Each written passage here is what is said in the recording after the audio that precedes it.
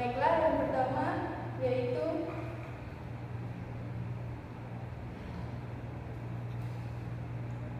pengertian keragaman.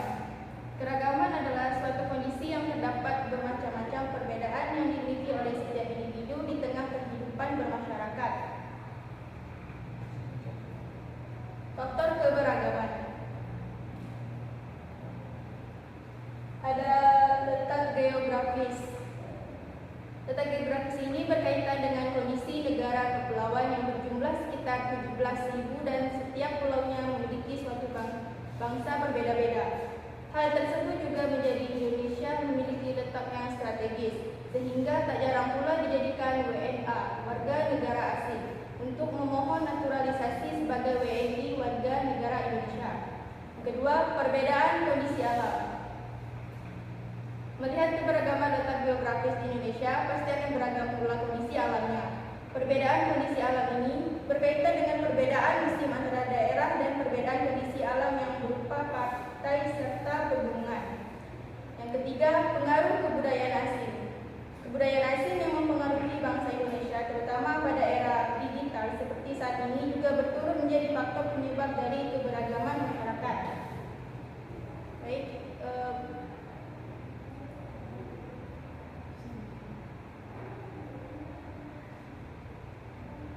poin yang kedua, manusia dan lingkungannya.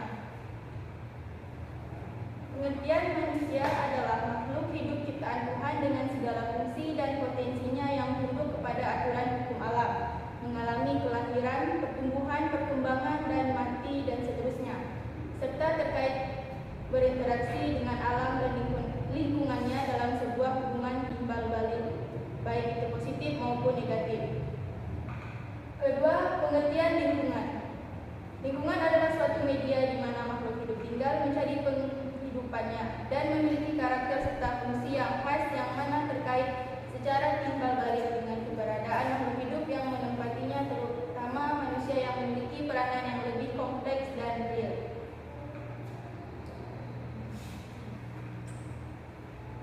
Untuk poin yang ketiga yaitu unsur-unsur keragaman. Yang pertama itu ras dan suku bangsa.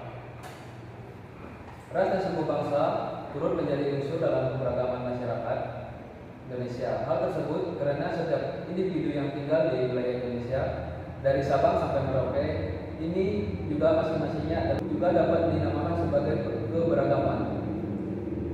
Menurut Undang-Undang Nomor 40 Tahun 2008 tentang penghapusan diskriminasi dan ras etnis.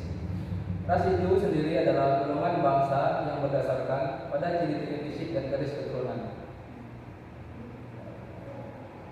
Untuk poin yang keempat, hakikat dan keragaman dan kesejahteraan.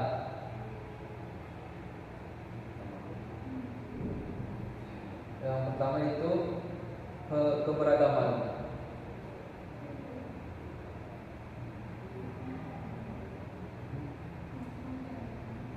Keragaman menunjukkan adanya banyak macam-macam atau banyak jenis.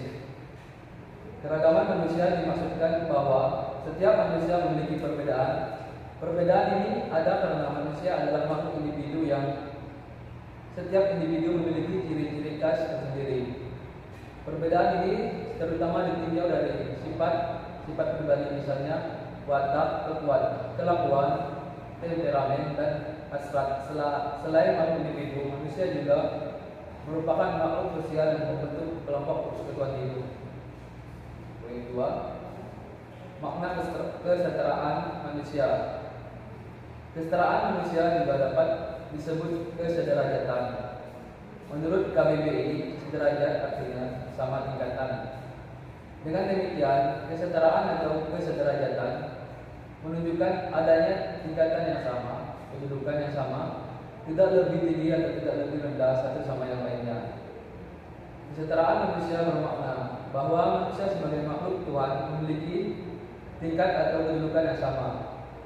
Di hadapan Tuhan, semua manusia adalah sederajat. Kedudukan atau tingkatannya yaitu yang membedakan nantinya adalah tingkat ketakwaan manusia terhadap Tuhan. Kesederajatan adalah suatu sikap mengakui adanya persamaan derajat, persamaan hak, dan persamaan kewajiban sebagai sesama makhluk hidup.